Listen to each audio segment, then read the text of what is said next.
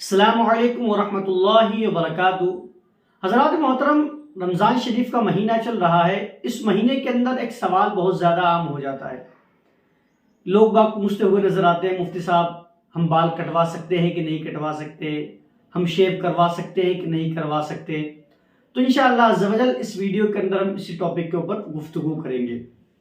हज़रात मोहतरम, जिस तरीके से दिनों के अंदर सरों के बाल कटवाना जायज़ है और भी जो जगह है जहाँ के बालों को काटने का हुक्म शरीयत ने दिया है, तो वहाँ के बाल अगर आप काटेंगे रमज़ान के अंदर चाहे रमज़ान के अलावा, तो इसके अंदर कोई भी गुनाह वाली बात नहीं है।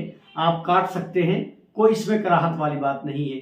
अब जो सबसे मेन मुद्दा आता है, जो सबसे अहम मसला आता है, वो मसला आता है दाढ़ी के बारे में, वो मसला आता है बियर्ड्स के बारे में। लोग बाग पूछते हुए नजर आते हैं कि इमाम साहब हम लोग दाढ़ी कटवा सकते हैं कि नहीं कटवा सकते रमज़ान के अंदर। तो हज़रात मोहतरम, मैं इसकी वजाहत कर दूं कि एक मुश्त से कम दाढ़ी रखना, चाहे वो रमज़ान के अंदर हो चाहे रमज़ान के अलावा हो, अगर आपने कटवाई है तो ये जायज़ नहीं है, नाजायज़ है।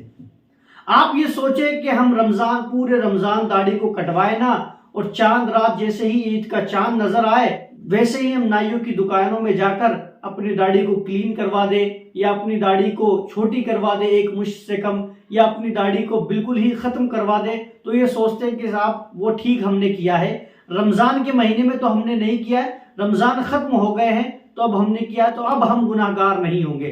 तो हज़रात मोहतरम, मैं आपको बता दूं कि एक मुश्त दाढ़ी से कम जिस हजरात ने भी कटवाई है तो वो गुनाहगार होगा ही। अब चाहे वो रमज़ान में कटवाए तब भी गुनाहगार होगा, और रमज़ान के अलावा कटवाए तब भी वो गुनाहगार होगा।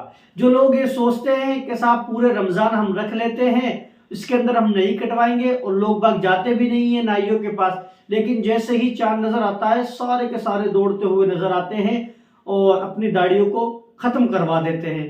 तो मैं उन लोगों से कहना चाहूंगा कि जिस तरीके से रमज़ान के अंदर आप सोचते हो कि हम दाढ़ी कटवाएंगे तो गुनाहगार होंगे, इसी तरीके से गैर रमज़ान के अंदर भी अगर आपने एक मुश्त कम करवा ली है अपनी दाढ़ी को, तो जनाबे वाला आप गुनाहगार जरूर होंगे।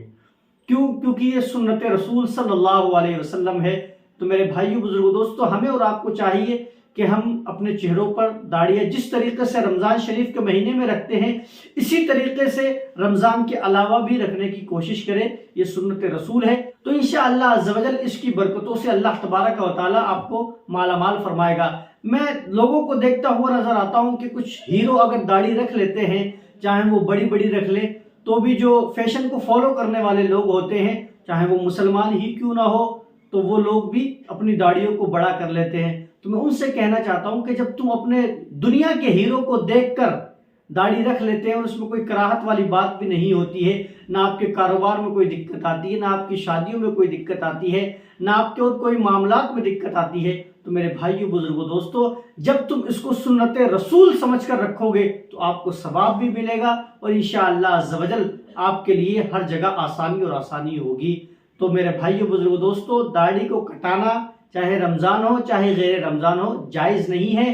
तो रहे और जगह के बाल, चाहे वो सर के हो चाहे कहीं और के भी हो, तो जिस तरीके से गैर रमज़ान में उनको कटाना जायज़ है, इसी तरीके से रमज़ान में भी कटाना जायज़ है। उम्मीद करता हूं कि आपको मसला समझ में आ गया होगा। आपसे गुजारिश है कि वीडियो को ज़्यादा से ज़्यादा शेयर करें ताकि लोगों को मसला समझ में आ जाए। वल्लाहु ताला आलम। अस्सलामु अलैकुम वरहमतुल्लाहि वबरकातुहू।